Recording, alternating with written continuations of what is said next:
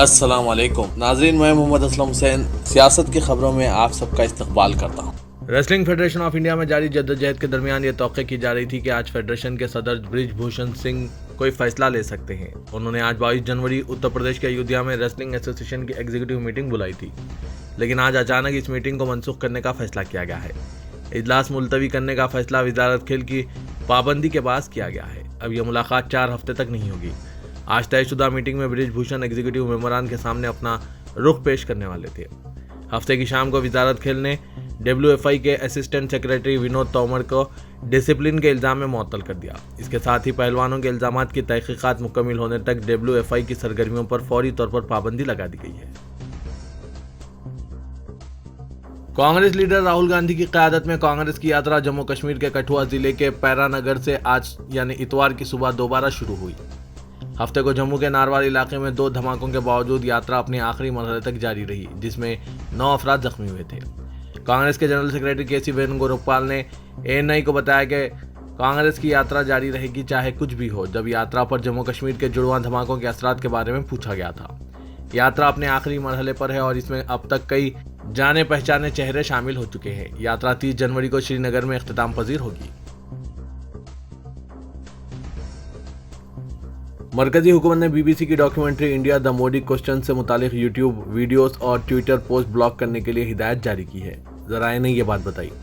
Secretary वजारत इत्तलात व नशरियात अपूर्वा चंद्रा ने IT क़वायद 2021 के तहत हासिल हंगामी इख्तियारात का इस्तेमाल करते हुए यह हिदायत जारी की। ज़राए ने बताया कि कई वजारतों बशमुल खारजा, दाखिला, इत्तलात व नशरियात के सीनियर ओहदेदारों ने इस डॉक्यूमेंट्री का जायज़ा लिया और यह पाया कि यह सुप्रीम कोर्ट के एतबार को मुतासिर करने, मुख्तलिफ हिंदुस्तानी तबक़ात के दरमियान इंतशार के बीज बोने और हिंदुस्तान में गैर मुल्की हुकूमतों की सरगर्मियों के बारे में बेबुनियाद इल्ज़ामात लगाने की एक कोशिश है। उन्होंने बताया कि इस डॉक्यूमेंट्री के जरिए हिंदुस्तान के इक़्तिदार आला और इत्तेहाद को कमज़ोर करने की कोशिश की गई है और बैरूनी रियासतों के साथ इसके दोस्ताना ताल्लुक़ात पर भी इससे असर पड़ सकता है। बिहार में जनता दल यू के रुकने कानून साज कौंसल गुलाम रसूल वलियावी के करबला रिमार्क्स पर मरकजी वजीर गिरिराज सिंह ने चीफ मिनिस्टर बिहार नीतीश कुमार को निशाना तनकीद बनाया और कहा कि हिंदू फिरके की बेइज्जती के लिए वो जिम्मेदार हैं। गिरिराज सिंह ने जिला मुजफ्फरपुर के दौरे में कहा कि नीतीश कुमार की तायीद की वजह से इनके वुज़रा और कायदीन हिंदू फिरके के लोगों को गालियां दे रहे हैं। वो बिहार के बेबस चीफ मिनिस्टर हैं। हमारा सब्र ना आजमाया जाए। हिंदू फिरके के लोगों ने चूड़ियां नहीं पहन रखी है। कांग्रेस ने नरेंद्र मोदी हुकूमत के खिलाफ चार्जशीट जारी की। इसने BJP को भ्रष्ट जुमला पार्टी करार दिया। इसने इल्जाम आयद किया कि BJP का मंत्रा कुछ का साथ, खुद का विकास सबके साथ विश्वासघात है।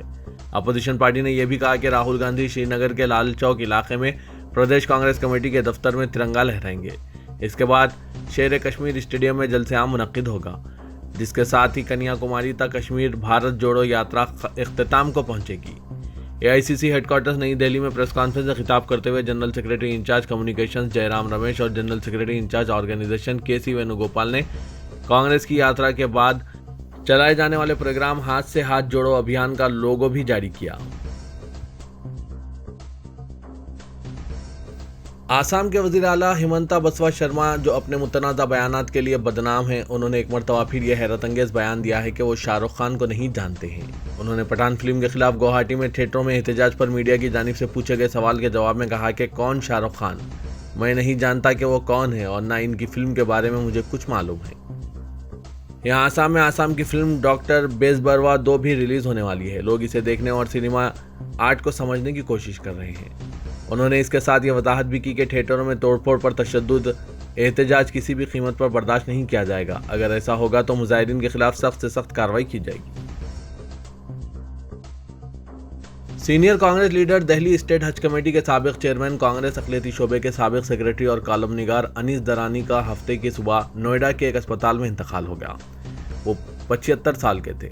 पसमानदगान में एक बेटा और 2 बेटियां हैं। साबिक रुकन पार्लियामेंट और कांग्रेस लीडर मीम अफजल ने इनकी इत्तला देते हुए बताया कि अनीस दरानी की तदफीन बाद नमाज मगरिब दिल्ली गेट के कब्रिस्तान में अमल में आई। अनीस दरानी का जल्द खाकी अस्पताल से पटौदी हाउस दरियागंज में वाक़ मीम अफजल के घर लाया गया था, जहां से मैयत मस्जिद दाई वाली तरह बहराम खान में ले जाई गई, जहां पहली नमाज जनाजा पढ़ी गई और फिर दूसरी नमाज जनाजा दिल्ली गेट कब्रिस्तान में पढ़ी गई। मीम अफजल ने इजहार रंज करते हुए कहा कि अनीस दरानी का इंतकाल इनका ऐसा ज़ाती खसारा है जो कभी पूर्ण नहीं होगा।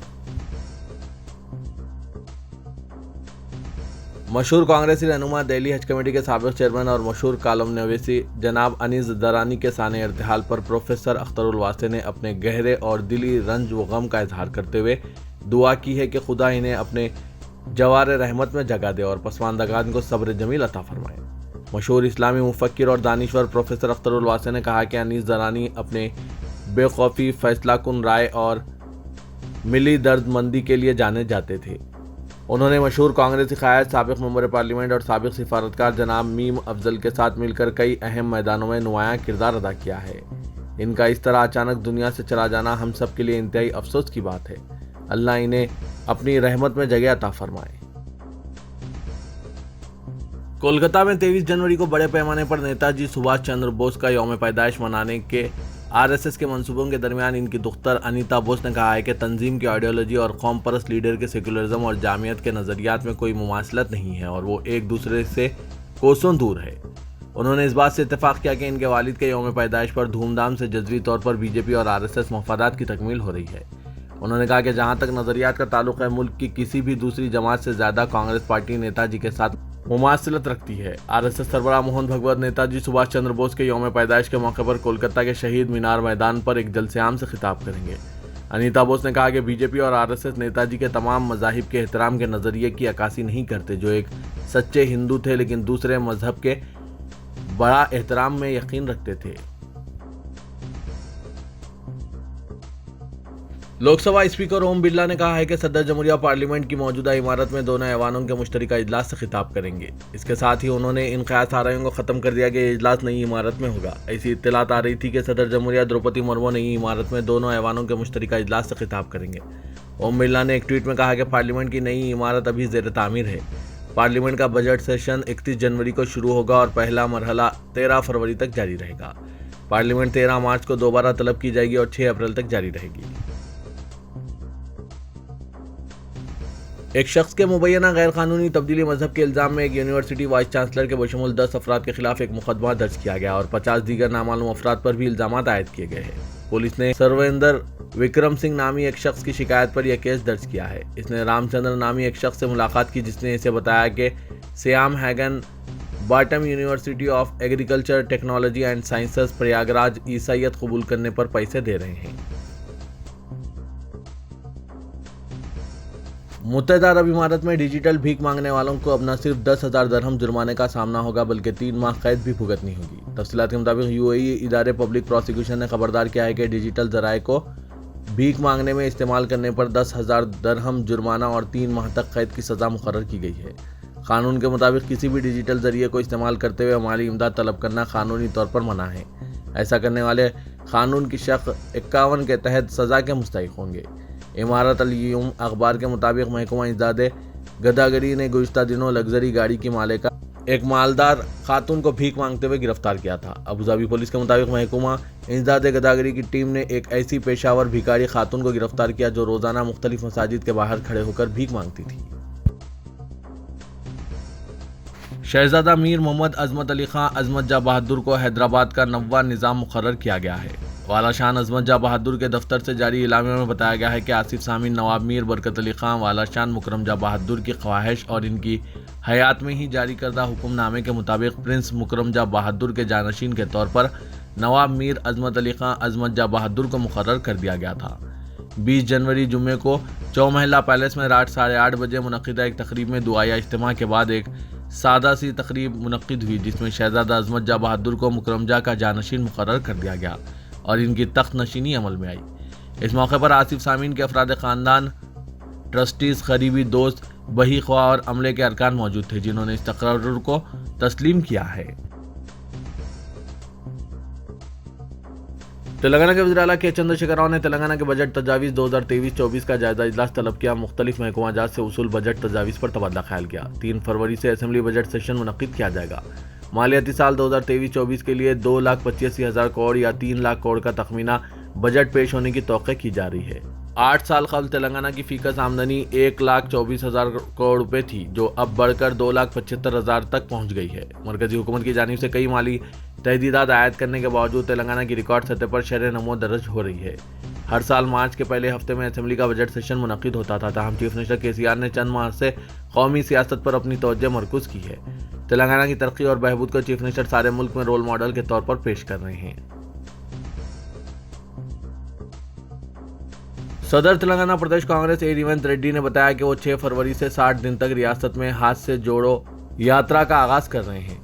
भद्राचलम से पदयात्रा का आगाज किया जाएगा। भद्राचलम जलसे में प्रियंका गांधी शरीक होंगी। आमिला इजलास में रियासत की ताज़ा सियासी सूरत हाल, कांग्रेस को तंजीमी सतह पर मजबूत करने व दीगर उमूर पर तफसीली जायजा लिया जाएगा। गांधी भवन में प्रेस कॉन्फ्रेंस में खिताब करते हुए रेवंत रेड्डी ने कहा कि राहुल गांधी के पैगाम को घर घर तक पहुंचाने कांग्रेस के कायदीन मुत्तहिदा तौर पर काम करेंगे। तेलंगाना के वजीर IT व सनत KT रामाराव का दौरा डॉस इख्तिताम को पहुंचा। इस मौके पर KTR ने एक ट्वीट करके बताया कि सरमायाकारी के मकसद से मुतअद्दिद वर्ल्ड इकोनॉमिक फोरम 2023 की कॉन्फ्रेंस कामयाब रही। 4 दिनों के दौरान 52 तिजारती 6 राउंड टेबल इजलास मुनक्किद हुए। 2 पैनल मुबाहिस का इंकशाफ किया। इस समिट से तेलंगाना को 21,000 करोड़ रुपए की सरमायाकारी हो रही है। आलमी शोहरत याफ्ता कंपनी माइक्रोसॉफ्ट ने 16,000 करोड़ की सरमायाकारी से हैदराबाद में मजीद डाटा सेंटर्स कायम करने का डॉस से ऐलान किया। यूनाइटेड मुस्लिम फोरम ने चीफ मिनिस्टर के चंद्रशेखर राव को एक मकतूब रवाना करते हुए वक्फ बोर्ड के चीफ एग्जीक्यूटिव ऑफिसर की हैसियत से एक नॉन कैडर ओहदेदार के तकर्रुर को वक्फ एक्ट 1995 सेक्शन 23 की खिलाफ वर्जी करार दिया। चीफ मिनिस्टर से अपील की गई कि वो कानून वक्फ के तहत एक मुस्तकिल कैडर ओहदेदार का तकर्रुर करें और रियासत में वक्फ इमलाक व जायदादों के तहफ़्फ़ुज़ के लिए अमली इक़दाम करें। फोरम के सदर मौलाना मुफ्ती सैयद सादिक मुईनुद्दीन फ़हीम और दीगर जिम्मेदारान फोरम की जानिब से चीफ मिनिस्टर को तहरीर करदा मकतूब में कहा गया कि एक मुस्तकिल कैडर ओहदेदार के अदम तकर्रुर से औक़ाफ़ी इमलाक व जायदादों का तहफ़्फ़ुज़ एक संगीन मसला बन रहा है। फोरम के जनरल सेक्रेटरी मुनीरुद्दीन अहमद मुख्तार ने चीफ मिनिस्टर के नाम फोरम के मकतूब के हवाले से बताया कि इस मकतूब में वक्फ एक्ट में CEO की काबिलियत, इनके फ़राइज़ व इख्तियारात की तशरीह की गई है। इस मकतूब की नकल चीफ सेक्रेटरी शांति कुमारी को भी दी गई है। वज़ीर-ए-आज़म नरेंद्र मोदी के दौरे हैदराबाद को खतियत दे दी गई है, जहां वो 13 फरवरी को अपने दौरे के मौके पर न सिर्फ मुख्तलिफ प्रोजेक्ट के संगे बुनियाद रखेंगे बल्कि परेड ग्राउंड सिकंदराबाद में जलसे आम को भी मुखातिब करेंगे। बीजेपी ज़राए ने बताया कि वज़ीर-ए-आज़म सिकंदराबाद विशाखापट्टनम वनडे भारत ट्रेन को झंडी दिखाते हुए इसे कौम से मानून करेंगे। ज़्यादा 7,000 करोड़ रुपये मालियत के मुख्तलिफ प्रोजेक्ट का संगे बुनियाद भी वज़ीर-ए-आज़म के दौरे के प्रोग्राम में शामिल है, जो क़ब्ल अज़ीम 19 जनवरी को हैदराबाद आने वाले थे। ताहम ये दौरा अचानक मुलतवी कर दिया गया था। 15 जनवरी को वज़ीर-ए-आज़म ने कौमी दारुल-हुकूमत नई दिल्ली से ही सिकंदराबाद विशाखापट्टनम वनडे भारत ट्रेन को वीडियो कॉन्फ्रेंस के जरिए झंडी दिखाई थी। बीजेपी ज़राए ने बताया कि वज़ीर-ए-आज़म सिकंदराबाद रेलवे स्टेशन को 699 करोड़ रुपए की मालियत से असरी बनाने के कामों का संगे बुनियाद रखेंगे और काजीपेट में 521 करोड़ रुपए से तामीर किए जाने वाले रेलवे पेरियाडक और हॉलिंग वर्कशॉप का संगे बुनियाद भी रखेंगे। शहर हैदराबाद के नामपल्ली में वाक़ नुमाइश ग्राउंड की दूसरी सिमत गगन विहार कॉम्प्लेक्स में वाक़ पार्किंग में आग लगने के नतीजे में 3 गाड़ियां मुकम्मल तौर पर और 4 गाड़ियां जज़वी तौर पर जल गई। हैरत की बात यह है कि जिन अफराद की गाड़ियां आग की जद में आ गई वो इस बात से बेखबर अपने अरकान खानदान के साथ नुमाइश में ही मौजूद थे। तफसीलात के मुताबिक आज रात गगन विहार कॉम्प्लेक्स के अहाते में नुमाइश देखने के लिए आने वाले अफराद ने अपनी गाड़ियां पार्क की और वो नुमाइश में चले गए। बताया गया है कि पार्किंग लॉट के पास कचरे में अचानक आग लग गई और एक गाड़ी शोलापोश हो गई, जिसके साथ ही मजीद गाड़ियां आग की जद में आ गई। आग इस कदर शदीद थी कि शोले बुलंद हो रहे थे और इलाके में धुआं फैल गया था। आग लगने की वजह से 3 गाड़ियां जहां मुकम्मल तौर पर शोलापोश हो गई, वहीं दीगर 4 गाड़ियों को जज़वी तौर पर नुकसान पहुंचा। बरवक्त फायर इंजनों को तलब करके आग पर काबू पा लिया गया। अगर फौरी चौकसी इख्तियार नहीं की जाती तो आग से मजीद नुकसानात होने का खदशा था और यहाँ कई गाड़ियां पार्क की हुई थी। मुस्लिम लड़के और लड़कियों की शादियों के लिए परेशान वालिदैन की परेशानी दूर करने के लिए सियासत की जानिब से एक siasatmatri.com पोर्टल लॉन्च किया गया है, जिसमें हज़ारों रिश्ते दस्तियाब है, जिससे आप हजरात फ़ायदा उठा सकते हैं।